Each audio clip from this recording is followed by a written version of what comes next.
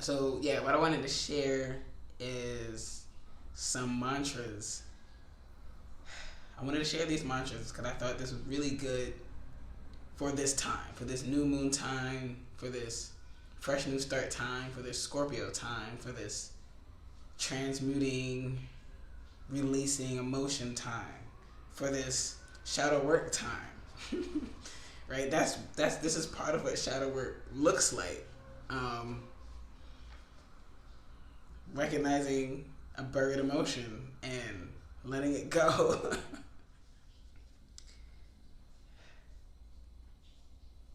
I listen into the quiet spaces to hear my wild soul speak. I listen into the quiet spaces to hear my wild soul speak. One. Second one.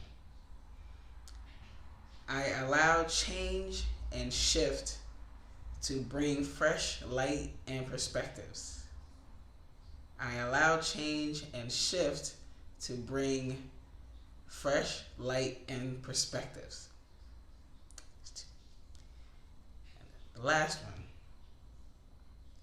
I honor the ways I am changing and how I move through the world.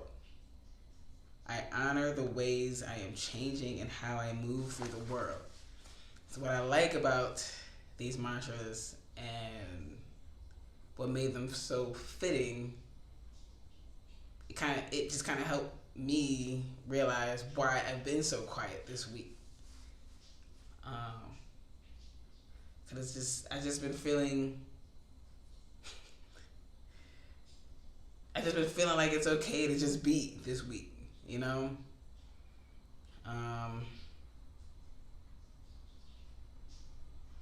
And when you're quiet is when you can hear yourself speak, right? Hear your soul speak. And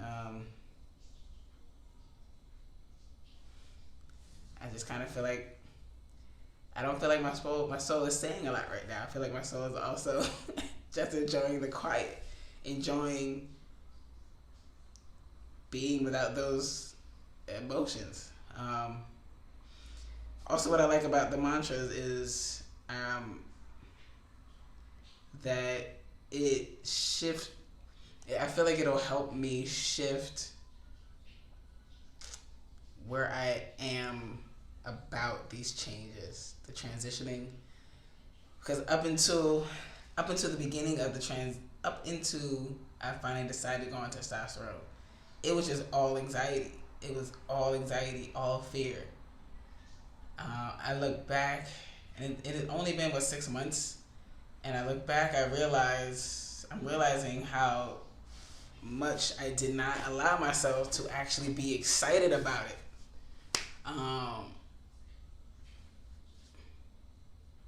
I was just all fear, all anxiety. It kept flooding my mind with all these imagined worst case scenarios. And I look back and I'm like, it didn't have to be that way. You know, like I wasn't really talking myself into it. I wasn't really giving myself best case scenarios. Even forcing, like, if you're gonna force anything, like if I'm gonna force anything on myself, why didn't I force more ideas of best case scenarios, of like good experiences, utilizing my imagination for my own benefit. It just, it's fear, anxiety, depression. It's called spiraling for a reason. Like it's like tripping down a hill. It's just one misstep and you're going down that hill. It's so hard to stop. So it's hard to stop the roll. I can keep letting my fear drive my imagination, or I can take the wheel and drive it in a way that's more exciting, which makes me which makes me think of another dream that I had. It makes sense why I had that dream now. But I won't tell you any more dreams today. Okay, let's see. I think I'm gonna end this soon. Just trying to think of any last things that I might want to mention. Oh man.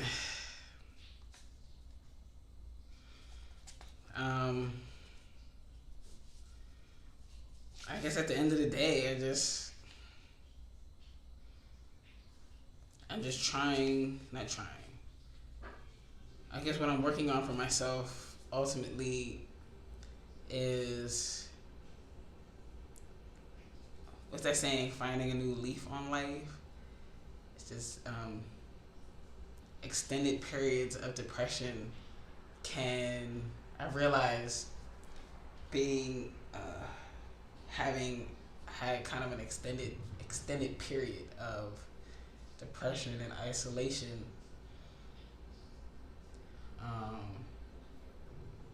and overwhelm. You know, it was like I was so overwhelmed with this negative thinking. I hate the word negative, but like this fearful thinking, and just overwhelm myself with fearful thoughts, stressful thoughts, worst case scenarios. I realized at some point I forgot. It was like I forgot. I kind of forgot why I started. It was like I forgot why I started. I forgot that.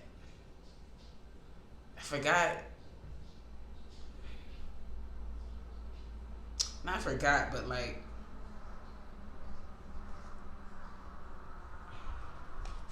I realized the flip side to those feelings of abandonment is that I'd abandoned myself in a lot of ways, right? Is the fear caused me to run, and running is dissociating, and dissociating is in a way abandoning myself. I abandoned myself.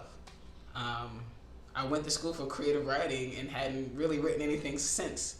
I abandoned the things that I loved. I abandoned dreams that I've had. I have like this journal that I wrote some time ago where I listed things that I've always wanted to do, and I started checking things off that list, and at some point I abandoned that list. I abandoned myself in a lot of ways out of fear. I ran and hid and hid somewhere in my subconscious. I bring up the sound healing that I started recently because that's something I had written down as something I've always wanted to do. Maybe like 5 or 6 years ago. Not even. Maybe more like 7, 8 years ago. Something I wrote down that long ago that I've always wanted to do, and it's like, why haven't I done it? And so I recognize on the flip side of those inherited feelings of abandonment comes with a habit of abandoning, you know.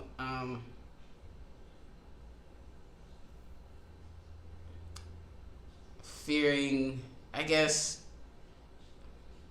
that fear of connecting with people also translate with a fear of connecting with something that I love. That fear of connecting with someone and falling in love. Yeah, it's kind of translated over to avoiding having a deep connection with a person.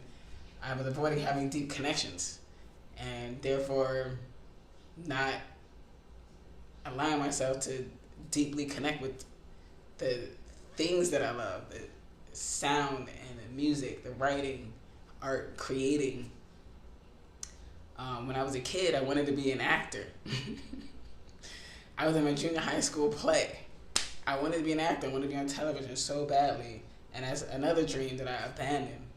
And so, I guess I'm sharing this because honestly, these are the types of conversations that I've been like really craving in my life.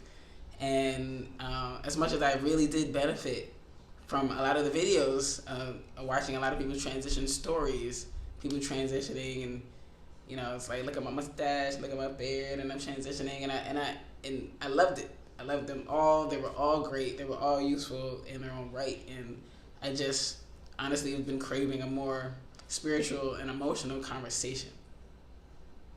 Because that's really what I was looking for when I was clicking around YouTube. What I was looking for was more conversations about how they felt. What did you feel? How did you feel before your transition? And how did you feel when you started the testosterone? I wanted more people to tell me what they were feeling as opposed to just what they were doing. Like, I see what you're doing. What? How do you feel? How does that feel? What does that feel like? And I guess that's I'm able to. I guess maybe that's just how I process. How I'm able to process things and how I'm able to make decisions. And I don't know. I guess I was also. I guess in some way I was looking to make a connection with them, even through social media. Zena. But I'm gonna start rambling now. And just say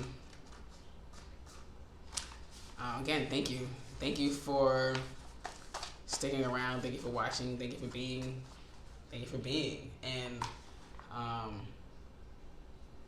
I'm not one to tell people what to do with their lives, but I do encourage sharing. Because it's caring. Not just caring for other people, but sharing is how we care for ourselves and how we care for our emotions and how we care for how we feel. Okay. Love, peace, and soul. Thank you.